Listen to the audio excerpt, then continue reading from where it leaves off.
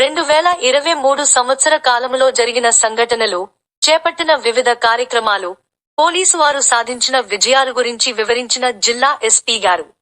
జిల్లా పోలీసు అధికారులు, సిబ్బంది సహకారాలతో సమర్థవంతంగా నేరాలను కట్టడి చేయగలిగామన్నారు.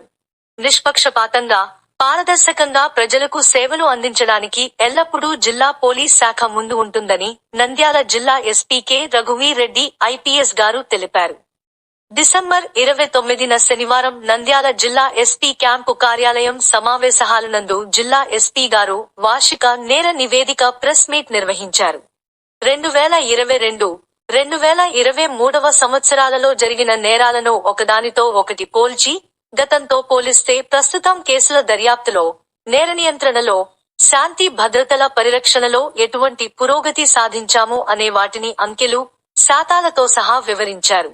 హత్యా నేరాలు, ఉద్దేశపూర్వకంగా తెలియని హత్యలు, కిడ్నాప్లు, అత్యాచార ఘటనలు, తీవ్ర ఘాత నేరాలు, సాధారణ ఘాత నేరాలు, ప్రాపర్టీకి సంబంధించిన నేరాలు, మహిళల పట్ల జరిగిన నేరాలు, ఫోక్సో కేసులు, ఎన్డీపీఎస్ కేసులు, రోడ్డు ప్రమాదాలు, drunk and drive, Lok Adalat లో కేసుల పరిష్కారం, దిశ SOS యాప్, పోలీసు సిబ్బంది సంక్షేమం కోసం తీసుకున్న చర్యలు మొదలగు నేరాలకు సంబంధించిన పురోగతిని వివరించారు. He got 10 years conviction in one case, 307, and Rahmatullah Khan, additional PP, Nandikotkur court, he got 7 years conviction in one case. Total 8 good cases we got convictions.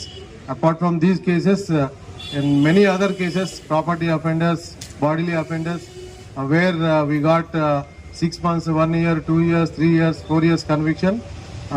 Now we are focusing on this trial monitoring, identified cases trial monitoring system, which was introduced by the kind DGP sir.